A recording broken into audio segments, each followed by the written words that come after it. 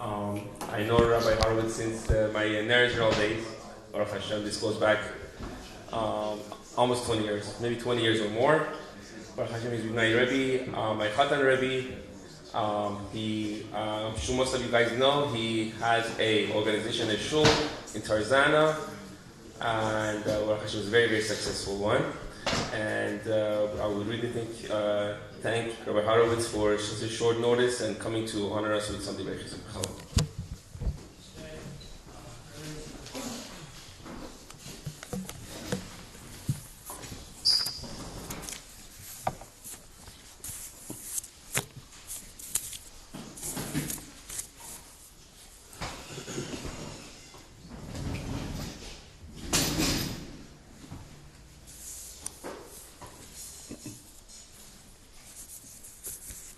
As I was getting ready to leave my house this morning, my wife asked me, "So what are you going to say? What are you going to say? What can you say?"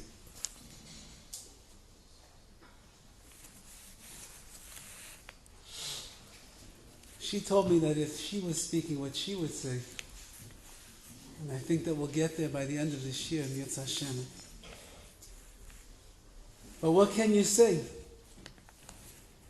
What can you say to soothe a tzibur, a community like yours, that is still in the midst of a shiva of such a tragedy? Of a young couple, Eliyahu, Nuriel, ben Arav Chaim Yitzchak, and his Eishes Chayil, Raizy bas David Mordechai. What can you say about a couple in their prime of their life, 30 years old? The Mishnah tells us, Shloishim l'koyach. 30 is for koyach, what you can accomplish from 30 to 40, with your strength, with your abilities, with your talents, with your skills, with your charisma, with your love of Klal Yisrael, what you can accomplish between the ages of 30 and 40, it can never be accomplished again. What can you say?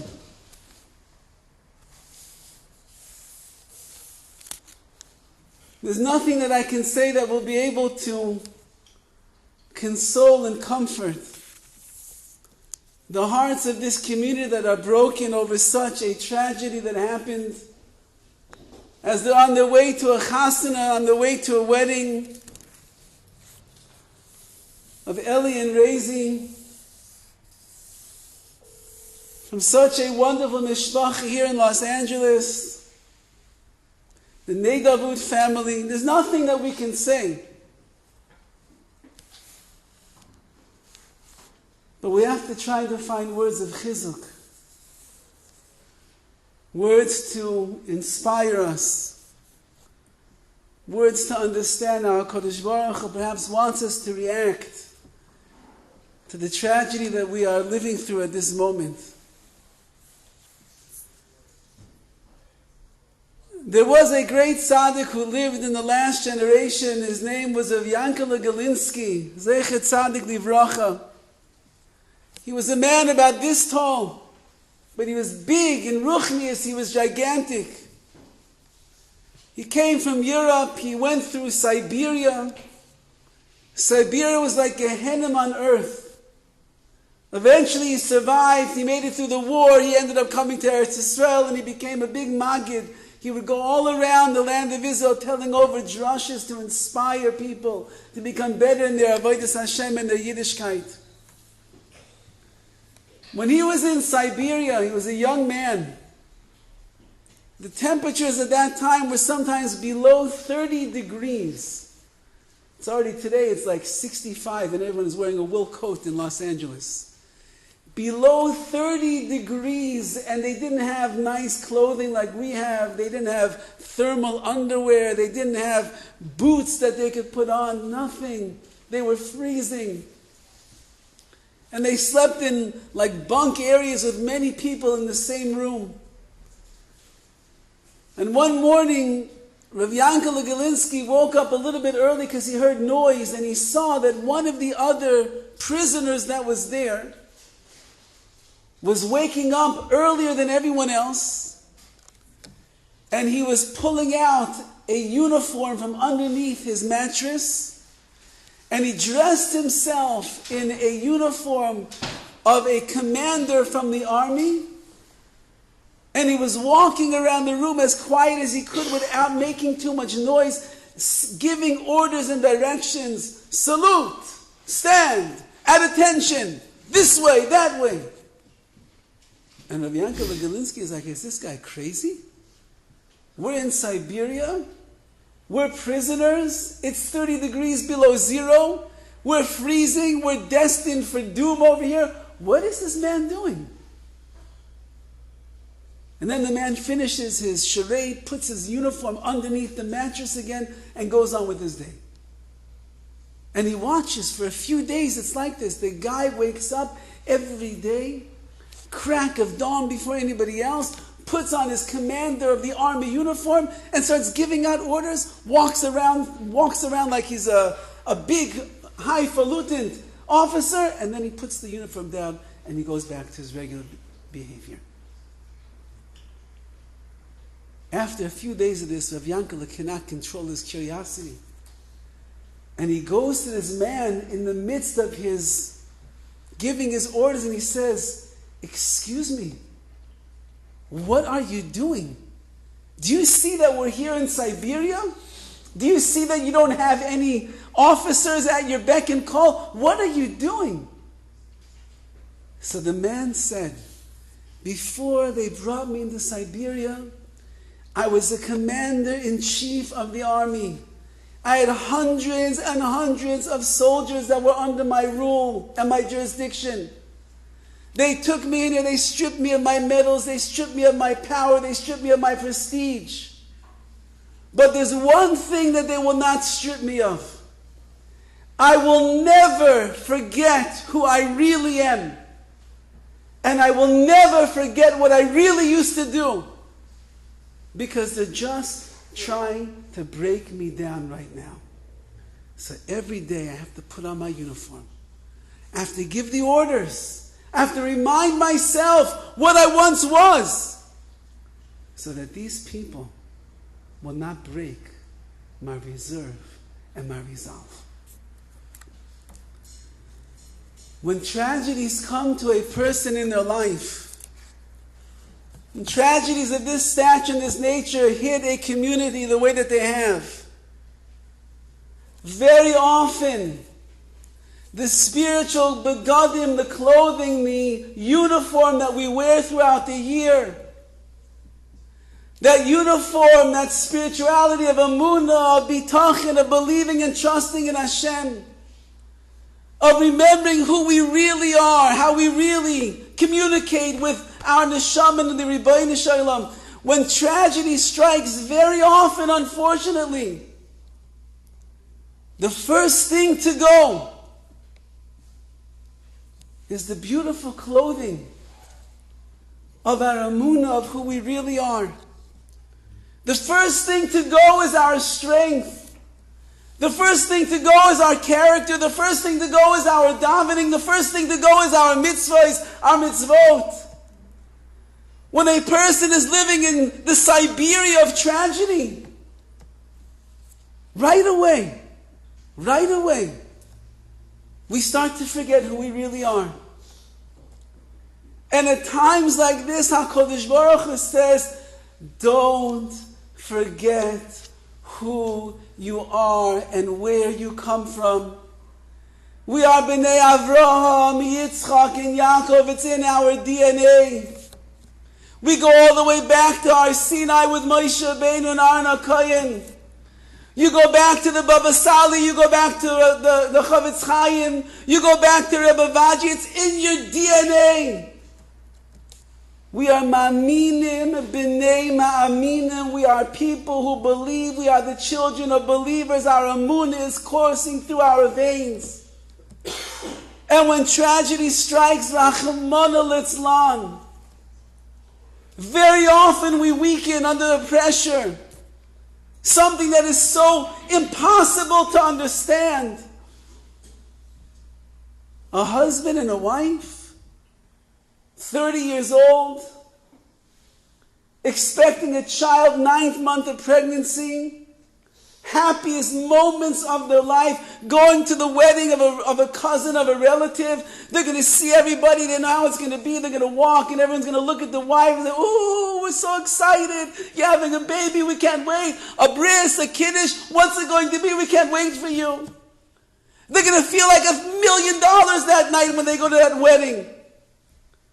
A man with talent, with charisma, with a beautiful voice to elevate neshamot. And the first thing to go, right away. How? Why? HaKadosh Baruch Hu, I don't understand. What's it all about? What's it worth anyway?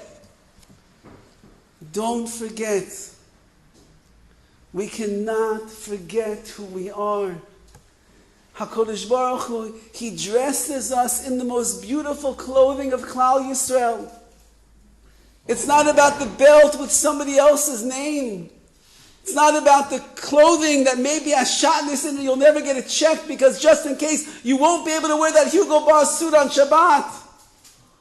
It's about the clothing of ruchni, of spirituality, that we wear everywhere that we go, that reminds us who we are. We're Jews. We're Ma'aminim. We believe in the Ribono Shalom. We believe Nistarim Darchei Hashem, the ways of Hashem are so hidden we don't understand. But Afal Pike, nevertheless, we never stop believing in Hashem. And in the times of tragedy, in the times of a loss of this stature and this nature, HaKadosh Baruch Hu needs us more than ever to be strong. He needs us more than ever to continue to come to the minyan, shacharit, mincha, arvit, and pray to Hashem. He needs us to listen to the words of the rabbi about the mitzvah of muktzah on Shabbat, and to take it a little bit more seriously, and think twice the next time before we pick up our car keys. Or we move something with our elbow like this. HaKadosh Baruch Hu wants Klal Yisrael at a time when there's such a loss and such a void. We all have to do what we can do to fill what is missing here in this world. I was not zoche to meet Eliyahu Eli. Could be maybe I saw him once. But what I understand is he was a very big personality. He had a lot of kochot, a lot of potential, a lot of strength, a lot of talents, a lot of skills, a lot of beautiful neshama, beautiful davening words of tefillah, beautiful mitzvot, beautiful Torah, love, avat Yisrael. When all of that leaves the world in an instant like that, HaKadosh Baruch Hu says, who's going to fill the void? Who's going to pick up his shacharit? Who's going to pick up his mincha? Who's going to pick up his arvit? Who's going to love Klal Yisrael a little bit more today the way that he did? Who's ever left in the world is going to do that. And HaKadosh Baruch Hu says, don't forget who you are at this time. The great Mashiach of Mir, going back into the days of Europe, Rabbi Yeruchim Levavit Zeichet Tzadik Livrocha, he used to say over the following: if you have questions in life, you have questions on HaKadosh Baruch Hu and the things that He does, how He runs His world, Ein tshuvot, there are no answers. Because we can't understand the ways of Hashem. You'll never be infinite, you'll never be omniscient, you'll never be omnipotent. You'll never be able to see what was, what is, and what will be all at the same time. You're not a Bari Olam, you're not a creator of this universe, you're not a Mashiach, you're not running the world every single step of the way. That's not us, that's Hashem. So if you try to figure out why HaKadosh Baruch Hu does what He does, you'll never find a satisfactory answer. But in Yesh Emunah, says Rabbi Yerucham, but if you have Emunah, if you believe in the Ribono Shel Olam, you trust in HaKadosh Baruch Hu, He knows what He's doing, He doesn't make any mistakes. There's rhyme and reason, maybe not in this world the way that we see, but in His world there is. Ein kushiot, then you will have no questions. If you have Emunah, and you believe in the Ribono Shel Olam, and you trust in Hashem, then you will have no questions about the things that He does. Because you believe that HaKadosh Baruch Hu knows very well exactly what He is doing in this world. Rabbi Akiva, the very famous Rabbi Akiva, said over the statement, La'olam Adam loymar. A person should always say. He didn't say you say this line once in a while. You say this line when you're having a bad day. You say this line once upon a time. La'olam Adam loymar. A person should always say. Kol de'avid rachmano. Called the Avid, Rahmana Letav Avid. Everything that Hashem does, Letav Avid, He has done for the good. Said Rabbi Akiva, if you want to make it through life, you want to make it through this world, you want to make it through tragedies, you want to make it through the unknown that is too difficult for the mind to grasp and wrap its head around, then you have to get used to saying the following statement.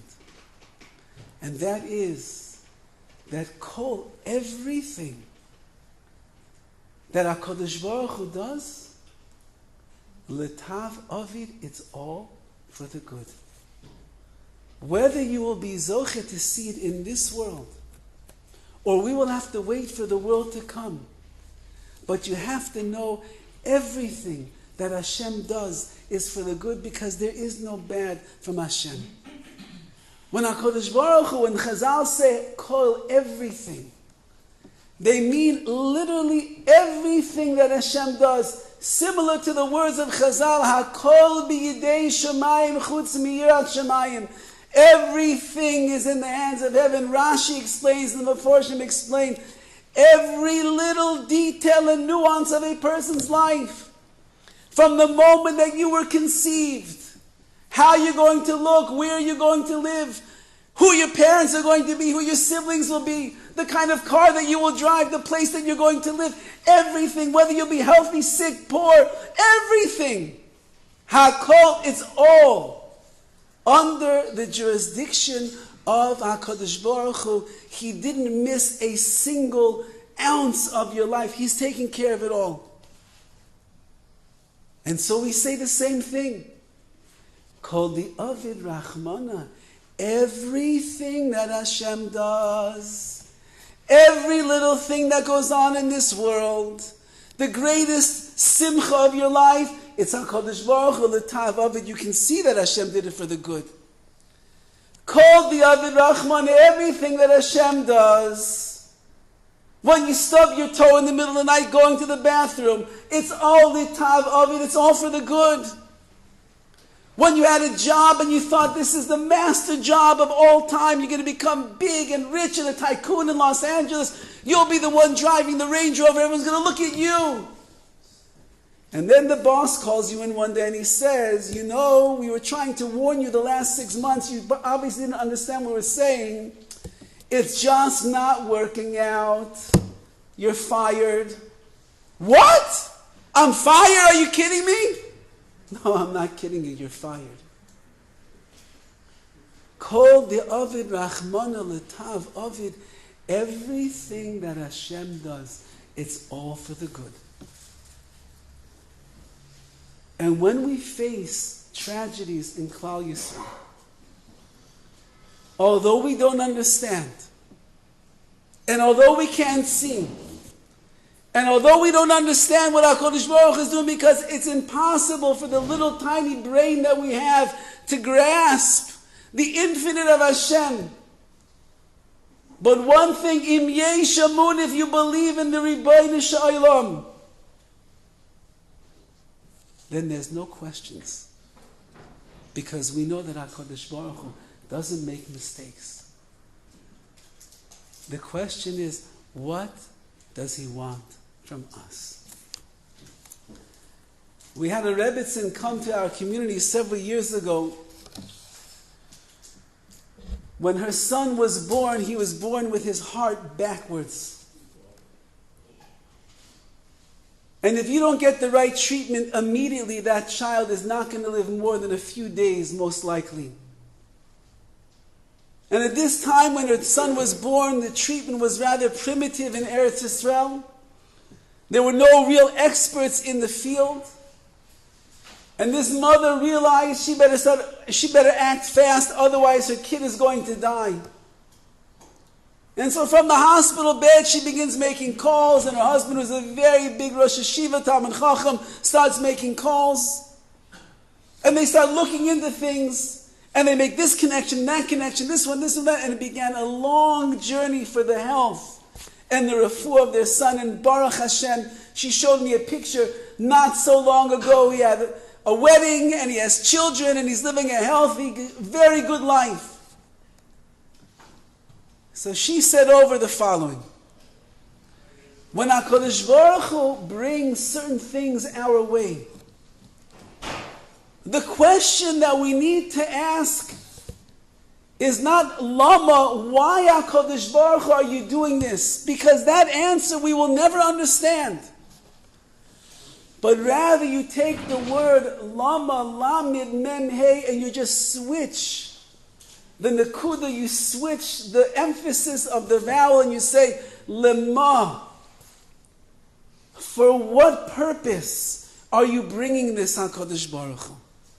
I will never understand why, but for what purpose are you bringing this to my life? For what do you want from me? What is my reaction going to be?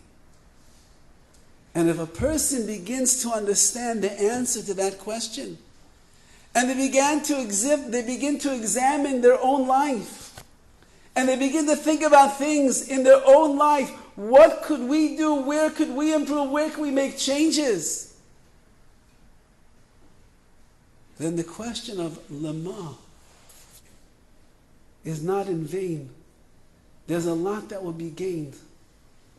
You probably remember years ago when the Sassoon family in New York, Rav Gavriel Sassoon, had to go away for some kind of a training seminar on Shabbos from his family who lived in Flatbush.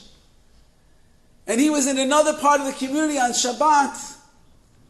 And suddenly on Shabbos morning he sees Hatzalah coming into the shul where he is. And they said, Sassoon, Gavriel Sassoon, yes, you need to come with us immediately. And he comes immediately. What happened? What happened? He says, your family. What happened to my family? Because he had left his wife and his children at home for that Shabbat. What happened? And they said, we're so sorry to tell you there was a terrible fire in your house on Friday night. 7 of your children burned up in the fire. Your wife and one of the daughters, although they were already burned, they jumped out of the window and they're in the hospital right now in critical condition. And they rush him to the hospital on Shabbat to go and see his wife who is lying there between life and death, and her daughter between life and death. And he lost 7 korbanot in one night.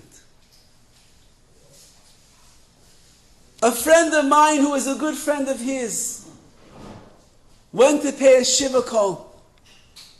And he said, first of all, you cannot imagine the superhuman strength of this man. sitting there, lost 7 of his children, his wife and his other child are in the hospital fighting for their lives, and he's sitting Shiva, all by himself. A nightmare. But his Emunah was so strong. Everybody came in feeling bad for him. They walked out, they felt bad for themselves. This man believes in Hashem. So a guy sits down and he says, Gabriel, no, I want to do something to elevate the neshama of your children. Tell me, what could I do? What could I do? What mitzvah could I do? What tzedakah could I give? What could I do? So he looks at him very seriously and he says, do I know what mitzvah you're weak in? Do I know what Yetzaharas you are struggling with? Do I know what challenges and ruchnias you have? I don't know, you know. You want to give my children an aliyah? You pick something in your life that you know that you have to work on and work on it. That will be a zechut for my children. Is there anybody in this room who knows exactly what you're going through besides yourself? Is there anybody in this room who knows your inner struggles and the Yetzaharas that you are fighting on a daily basis when nobody else is around besides yourself? Is there anybody in this room who knows how weak you are in Emunah? When you heard what happened the other day, you were shocked to the core. And you thought to yourself, I'm not even going to daven today. How can Hashem do such a thing? Is there anybody who knows besides you? Nobody knows what's going on inside besides you. Lama Hashem. Why? What do you want from us at this time? What do you want our response to be? How do you want us to change and to grow from this situation? Says HaKadosh Baruch Hu, it's up to you. Nobody can come and tell you what to do. Only you are the one that will know how to respond. Several years ago, we all remember the terrible tragedy in Meron of the Lag BaOmer tragedy. 45 Kedoshim, 45 Gematria Mem Hey Ma. What, Hashem, what do you want from us with this? One of the children that was killed was a boy named Azi Koltai, 14 years old, tzaddik of a young man. I know his father for many, many years. Tragedy beyond tragedy. I called him during the Shiva. It was Erev Shabbat in Eretz Yisrael. The man was like pulsating with Emunah when we spoke on the phone. My brother-in-law who lives in Eretz Yisrael went to pay a Shiva call in person. And he called me afterwards. He couldn't even understand there's such a person in the world. And he said he walks into the room, and here's a father who just buried his last child. He lived in America for the Koltai family lived in Passaic, New Jersey, in America for many, many years. They always dreamed of moving to Eretz Yisrael. Finally, 14 years or so before that, they moved to Eretz Yisrael, and this was the one child they were zeicha to have in Eretz Yisrael. They raised him b'kedusha, b'tahara, exactly the dream they had of this child.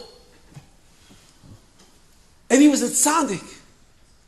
And all the stories that went around afterwards, a tzaddik, his midot, his yirat shamayim, his learning Torah, his tefillah, his kibbud am his avat Yisrael, everything about him was tzidkut.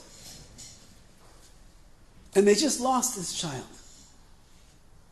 In such a tragic moment, they sent him off to Meron. He wanted to be there for the big maimed, the big gathering that takes place, Kedusha Rabbi Shimon Bar Yochai. tefillah, davening by the kever.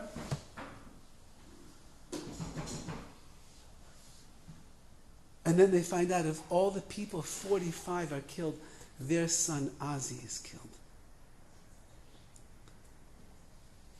Somebody asked him at the Shiva house. I don't know that they asked or he volunteered the information. And he said, everybody thinks that I'm so distraught. Everybody thinks I must be so angry with Hashem.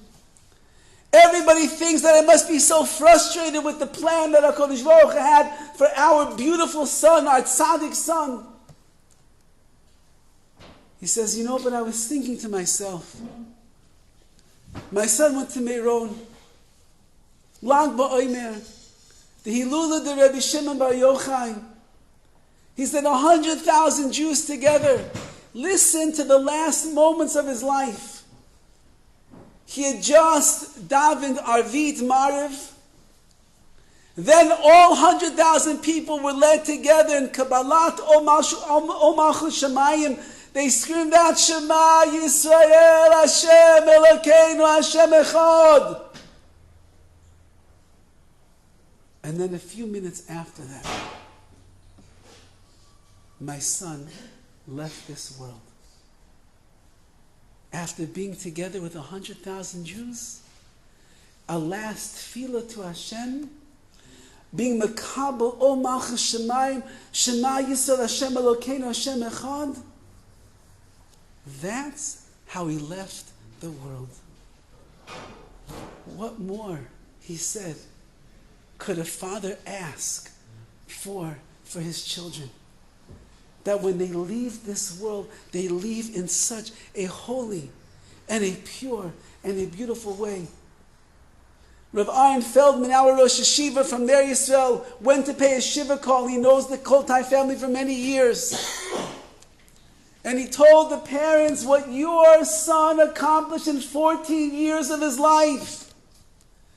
Most people will not accomplish in a lifetime. And that is why HaKadosh Baruch Hu took him now, because his mission and his task in this world complete, it was finished. To be mechazik ourselves, we have to say the same words. Eli and Raizy, they were only 30 years old, expecting a child almost on the way. A whole life, a whole family in front of them. So much they could have accomplished for Klal Yisrael. So many children they could have raised to Torah, mitzvot, v'chupah. So many lives they could have touched. So much shalom bayit they could have brought to the world. So much shechina they could have brought here. But to be mechazik ourselves, we have to say be'emunah shleima that at the young, tender age of 30 years old, HaKadosh Baruch Hu looked deep into their neshamot, and he saw their accomplishments. He saw what they did. He saw what they achieved. And what they accomplished in 30 years are things that other people will not accomplish in a lifetime.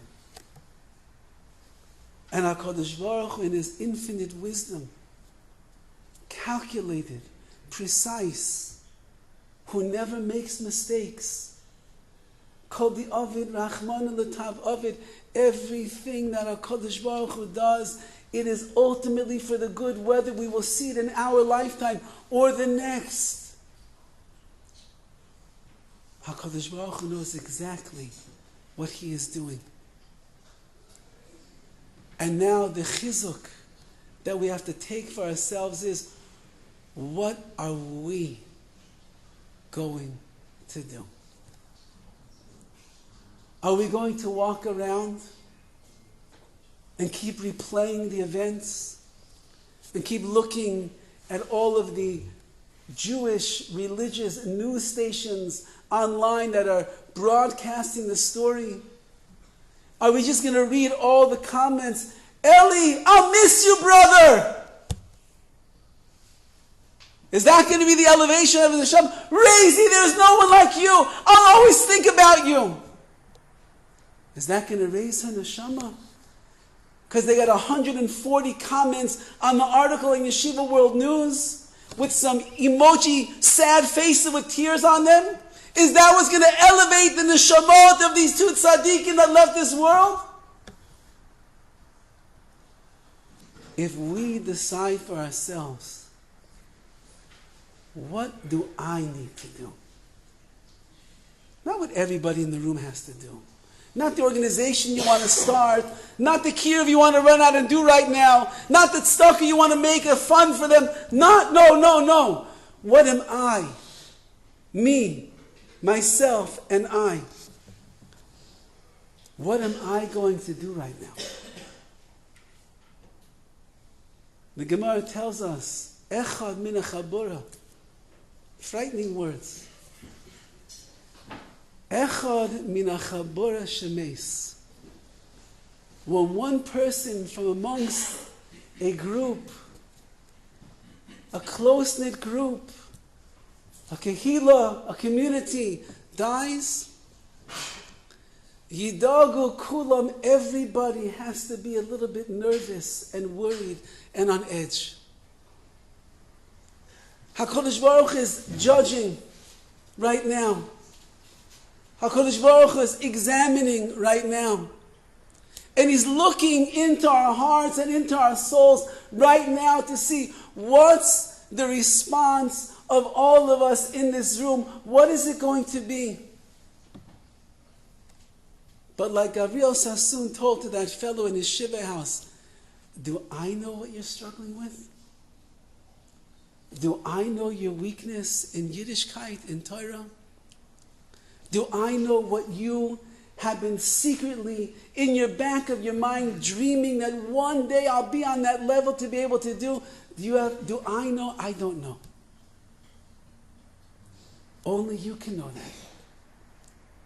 And therefore says HaKadosh Baruch Hu at this very tender and delicate and fragile hour in our lives, don't lose yourselves. Don't forget who you are. Don't forget why you came to this world. Don't forget. I once found in my drawer a list of things to do. And I'm looking at it and I thought I must have just written this list like the last week and I didn't get around to these things. And then I realized the list was like 10 years old. And there were still things on that list in 10 years that I didn't take care of. One of them was take out the garbage, and it was really bad.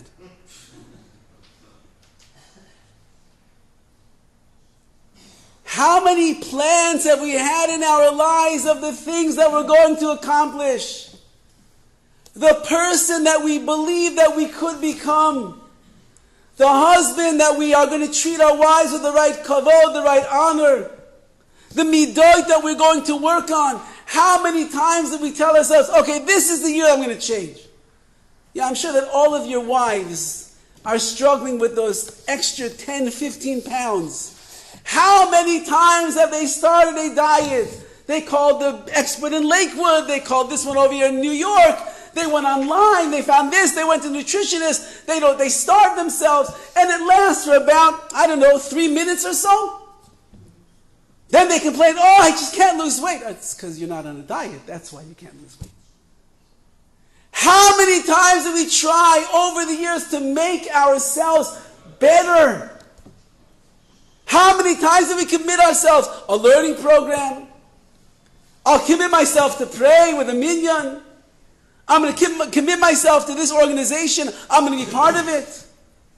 How many times over the years? How many times you know what? This thing with the phone, they told me if you don't have a filter on your phone, it's like Russian roulette, like a loaded gun, shooting yourself in that every single time. Okay, I'll get a filter. What, 6 years ago you said that? 10 years ago you said that? Like when? When are we going to look at the list of all the things that we thought we're going to accomplish over the years and realize we just have not accomplish and become the person, the Jew, that we could become. So I want to give you an eitzah, I want to give you a piece of advice. Get rid of your long lists. You have the list of like the super Jew that you would like to become. I pray every day, Shachrit Mincha Arvit. I go to learn every single morning. I'm the best husband, I have the best midot, I'm the best father, the best chinuch, my children all love me. I give tzedakah not 10%, 15%, 20%. I'm involved in every organization for the shul, for the kehillah, for everybody. I do it all. I'm the master Jew of Klal Yisrael. You know why you didn't accomplish anything yet in the last 10 years of what you would like to do? Because when you're trying to accomplish a list, it is impossible. But if everybody in this room right now is makabel one thing that you want to take upon yourself, one thing that you honestly believe that for many years you're struggling with, you know what? Im lo achshav ematayim. If not now, when? When you hear such a tragedy like this, it's like a shofar blasting. You know how you feel on Rosh Hashanah? When the shofar blows and you hear that piercing cry for the first time on that year, and the goosebumps are going up and down your spine, and you begin to realize, Im lo achshav emata HaKadosh Baruch Hu, I'm not going to change now. When will it be? When there is a crash, and there is a tragedy like right now, the shofar is blowing, it's Rosh Hashanah all over again, and a person has to decide, Im lo achshav ematay, if I don't make a change now, when am I going to do it? Well, when you're on vacation next week for Yeshiva week in Hawaii or Bombay, wherever you're going? When are you going to change as you're at the Tesla dealership looking at every single model to know which is the right one that I should get, which has the best Google app on the screen, which one goes the fastest, which can I get the most mileage when I plug it in? Is that when you're going to make the change? Im lo achshav ematay. If we don't think about it in moments like this, when the world of Pika Ramasin is outside the windows and we're in such a holy room with holy people, with holy Jews, all coming together for the same thing. If you don't make a decision now, Masai, when are you going to do it? You're not going to do it at work. You're not going to do it in the movies. You're not going to do it on Netflix tonight.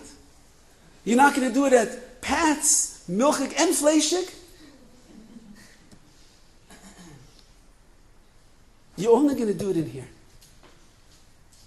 So if you walk, I'm warning you, if you walk out of this room today and you did not decide one little thing that you are going to do better in your life, and that will be a zechut for Eliyahu Nuriel ben Arav Chaim Yitzchak and Raizy bat David Mordechai, and it'll be a zechut for you, and a zechut for Klal Yisrael, and a zechut for Chayalim that are fighting and risking their lives right now in Eretz Yisrael. If you walk out of this room without deciding anything, you will not do anything. And you'll come back here every single week, play the same game. Yeah, I'm going to learn, I'm learning. The rabbi, muksa? What is the rabbi talking about, muksa? Kashrut, fish, can't eat fish now here. Every week you come back the same thing over and over and over again. And you walk in and you walk out, and guess what? You'll be the same person. 1 year, 2 years, 5 years. And we don't change. Because you can't make big changes. You can't do an overhaul on yourself. But one thing we can all do. That's up to you. It's not up to me. That's up to you. And I'm warning you one last time. If you walk out of this room today, before taking some time to yourself and deciding, what am I going to do? guaranteed you'll do nothing. And that's a tragedy on top of a tragedy. HaKadosh Baruch Hu took away these neshamot. He took away these holy people. He denied them the pleasure in this world of welcoming a new baby into their life, of having a bris, of watching their child walk and talk. All the years of Shalom Bayit that they were going to develop for themselves. All the hundreds, maybe thousands of Jews that they would touch their hearts and their souls and their lives. HaKadosh Baruch Hu took all of that away. What a tragedy! But if we don't do anything about it, it's just a tragedy on top of a tragedy. But if we do something, and we make a change, as small as it will be in your life, you'll give a chiyut, you'll give a life to their neshama. You'll give strength to Klal Yisrael. You give nachat to Hashem. And you'll give chiyus, you'll give elevation and inspiration to yourself. I want to leave off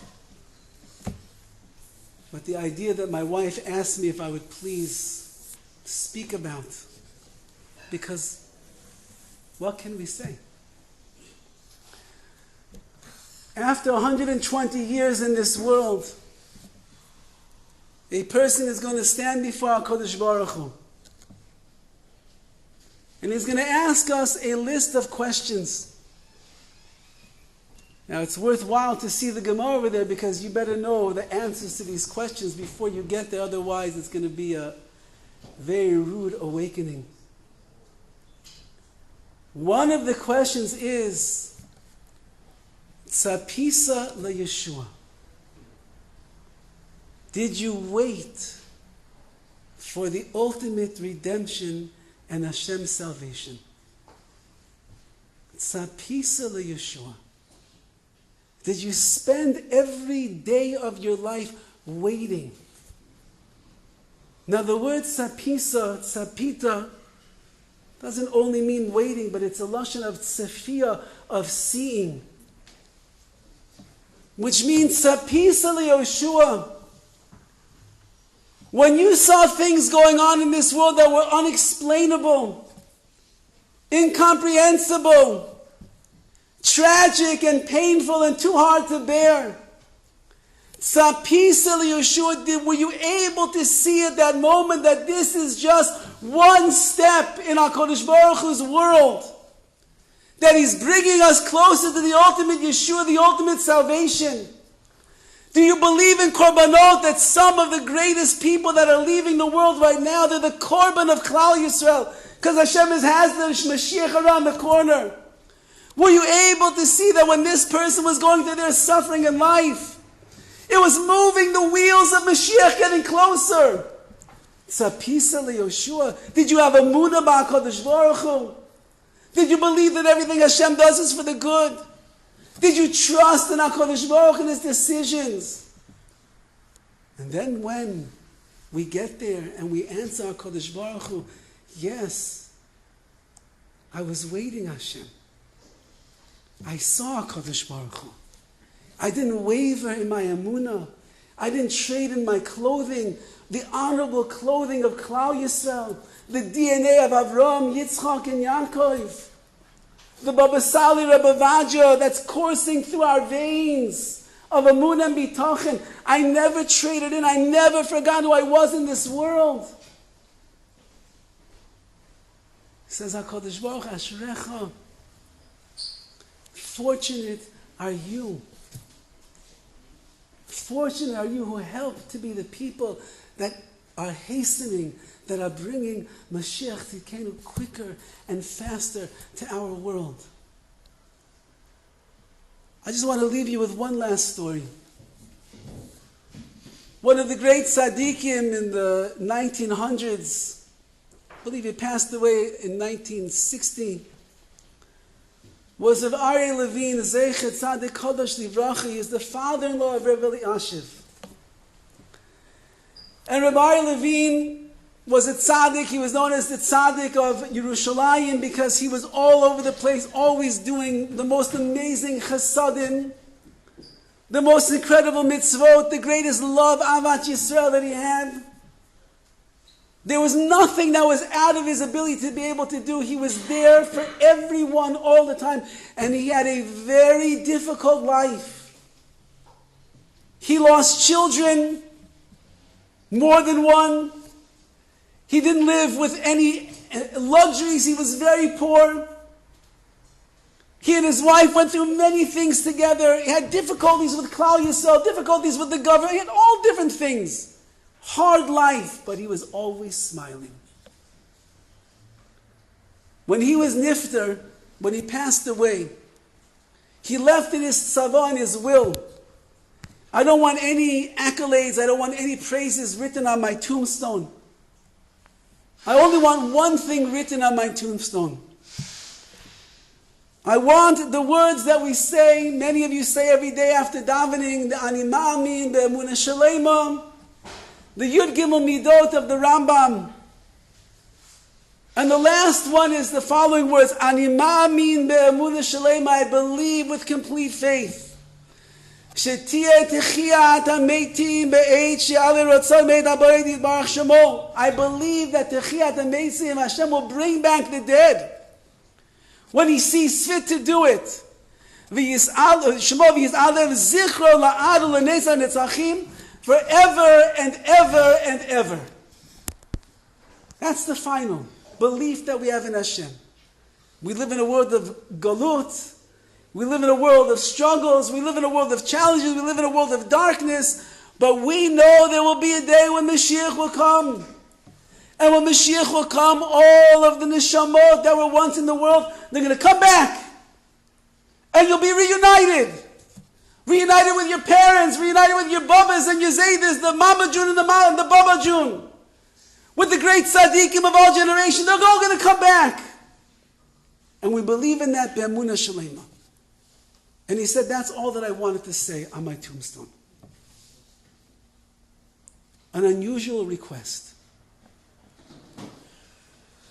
Years after he passed away, there was a tragedy in Yerushalayim. A young girl, maybe the age of 5 years old, passed away tragically. And she was buried in the same cemetery as Rav Aryeh Levine.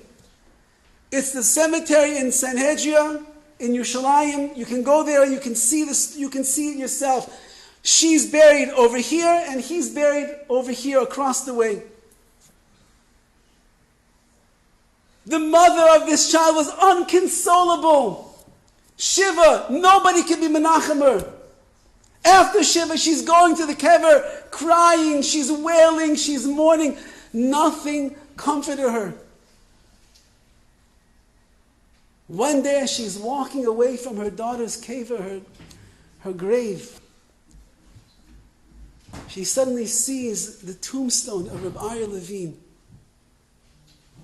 And she reads those words, Ani ma'amin be'emunah shalema. I believe with complete faith. Shetiyeh techiyat hametim be'eit sheya'ale ratzon me'eit haborei yitbarach shemo. That when Hashem sees fit and it's the right time, He's going to bring back all the dead in techiyat hametim, and we're going to see them once again, be reunited with them. And when the mother saw these words, she broke down crying and she realized it's only temporary in this world that my daughter is no longer going to be here.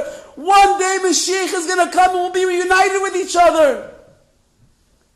And she ran to the children of Rav Aryeh Levine and she says, you don't know how much nechama your father gave me. For weeks and months I'm inconsolable. Nobody can make me feel good. But I saw the words of your father's tombstone. And suddenly I'm filled with faith, with belief. Mashiach is going to come. I'm going to see my daughter again. We're going to be reunited with each other. And Rabbi Levine's son said, that's why my father put it on his tombstone. Because he knows that when people come to the cemetery, they're so depressed, and they're so broken, and they're so sad, and they're missing that person who's no longer in this world, and it's so much pain in their hearts. The last chesed that he could do in his life was, after he's no longer here, that anyone should be able to come and see a Mashiach is around the corner.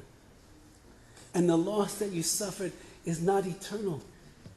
And when HaKadosh Baruch Hu decides that it's the right time, He is going to bring not only Mashiach, but He's going to elevate all of the dead in this world and bring them back. And you will be reunited once again to hug, to embrace, to kiss, to talk to spend time with.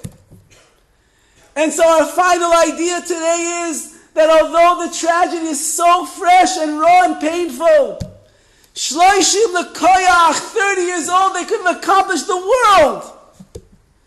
Rav Moshe Feinstein Zeichet Tzadik Livrocha once wrote a letter. There was a family who experienced a terrible miscarriage.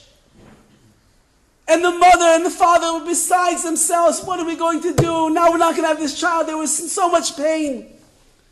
And he wrote them a letter. The Gadol Ador wrote a letter, and he told them, you should know that every single child that you conceive, whether it makes it into the world or it doesn't, it's your child. And when Mashiach will come, or when you will go into the next world, and you will go up after 120 years, you're going to see the neshama of that child is going to come running. Mami, Tati, Abba, Ima, I'm yours. And so we believe, Emunah Shlema, that Eli and Raizy and their baby are in Shemayim together, celebrating their Kedusha, celebrating their life, celebrating being close to the Shekhinah. We believe that in Shemayim and the davening for each and every one of you to say, Im lo achshav eimatai, if I don't make a difference and a change in my life now, when will it be? When I walk out the room? When Lenny's kasita comes for lunch? Or over a burrito, you're really going to change your life, I'm sure. Maybe over some of these chips and almond rokas you could change your life, but not over a burrito. Now is the time, Rabbi Say. And if we take advantage of the time that HaKadosh Baruch is giving you in this holy room over here, with so many holy people who came together for the same reason, and you decide to change one thing, one, not two, not 3, not 10, not 20, one little tiny thing. That will be the greatest zechut for Eli and for Raizy. It'll be a zechut that will give koyach to the chayalim that are fighting on the front lines right now. It'll be a zechut and a nechama for the family that is sitting broken and devastated in shiva right now. And it'll be a zechut for you. Because every little change that a Jew makes is very big in the eyes of Hashem. And Bezrat Hashem, Yitbarach Shemo, we should all be zeichet to see the changes that we make for ourselves. We should be zeichet to be strong and courageous, to be able to do what we've been wanting to do for such a long time already.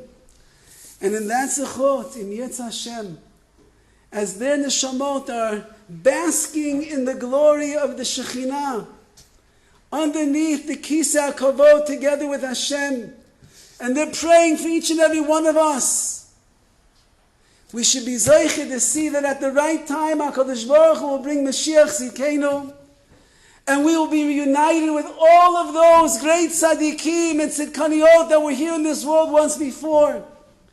And then when HaKadosh Baruch Hu said, Sapita li Yeshua, you were waiting. Did you see? Did you believe? Did you trust in me that I know what I'm doing? Yes, HaKadosh Baruch I did.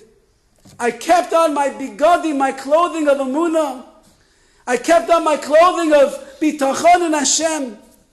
And in that zechut, in Yetz Hashem, we should be zeicher to see the coming of Mashiach Tzidkenu, with the return of all the brokenhearted, with all those that died in such tragic ways. Bimheira v'yameinu.